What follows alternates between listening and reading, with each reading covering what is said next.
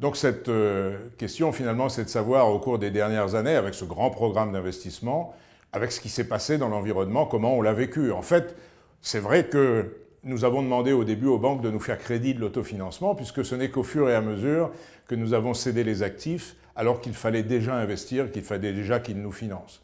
C'était une période, vous vous en souvenez, où l'argent ne valait pas cher, où il était abondant, il était donc facile de trouver ces financements dans des conditions favorables. Et puis les choses se sont tendues après les événements qui ont marqué 2007-2008, l'environnement financier. Et là, nous avions en même temps deux éléments défavorables. La croissance de notre endettement pour financer ce plan d'investissement que nous n'avons jamais interrompu car nous voulions aller jusqu'au bout et atteindre cette position de leadership.